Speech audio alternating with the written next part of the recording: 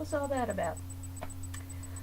Applause means to clap or strike upon. Applause is primarily the expression of approval by the act of clapping or striking the palms of the hand together in order to create noise.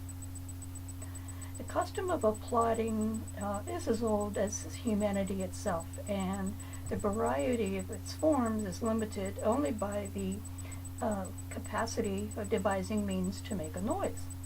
Yeah, stomping at the feet, um, banging hands on a table. Within each culture, it is usually subject to certain conventions. The ancient Romans had a set ritual of applause for public performances expressing degrees of approval.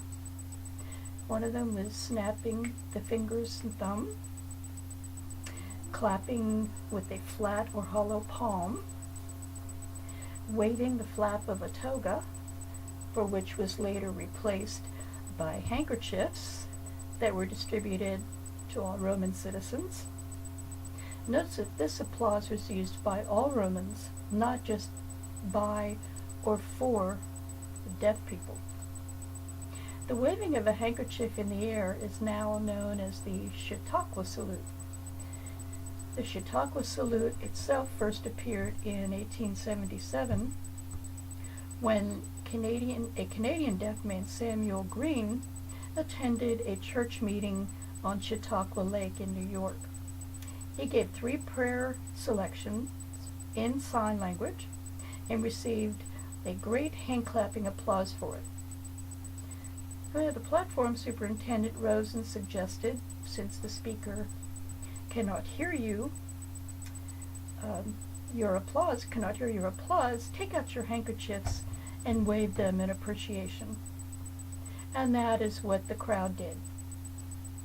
And that gesture or salute soon spread nationwide until it was banned, actually in 1914, by public health officials who feared the practice might help spread germs.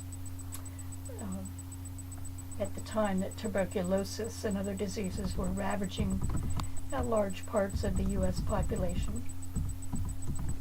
So by waving handkerchiefs was apparently independently reinvented at several times and in several places.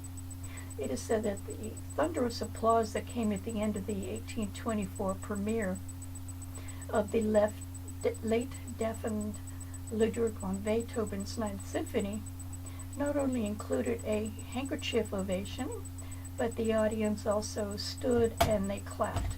They stomped their feet and they waved their handkerchiefs.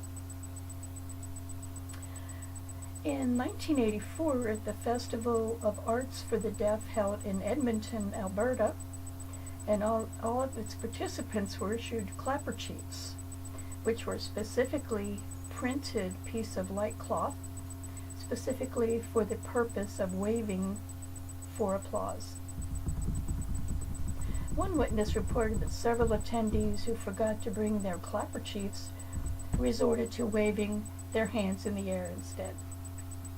There's an 1892 description of spectators at a Washington, D.C. baseball field who cheered the exploits of deaf professional baseball player William Ellsworth, or Dummy Hoy, by standing up and wildly waving their hats and arms. Use of handkerchiefs fell out of use during the 1950s and 1960s. And today, as you can imagine, it's rare to find a man or woman that still carry a fabric handkerchief around. If no handkerchief is available, obviously it can't be used for waving. And swishing a small, flimsy Kleenex through the air just isn't the same, even if you happen to have one handy. So when deaf people need to show appreciation, they hold their hands in the air and twist them a couple of times, and they wiggle their fingers. This visual applause is called the deaf applause. It can also mean yay, hooray, or kudos. So in modern deaf, the practice of fluttering of hands in the air evidently came to the U.S. from France in late 1985.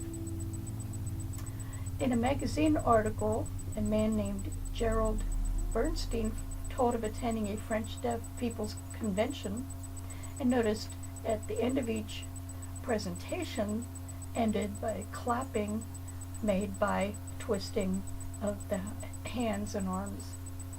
This form of visual applause may probably date back to the large French deaf-mute banquets that happened on the anniversary of Abe de Lepé's birthday in 1933, and these celebrations ran annually for many years. Impressed by this display of visual applause, he told the story the following summer to the participants at a deaf youth leadership camp in Minnesota. It's Mr. Bernstein that passed on this story. The campers and staff immediately picked up the French deaf applause and continued to use it themselves for the rest of the camp session. It spread and was used by deaf people in the USA, and from there it became especially prominent during the 1988 Gallaudet Deaf President Now protest, and in 1989 at the Deaf Way International Conference.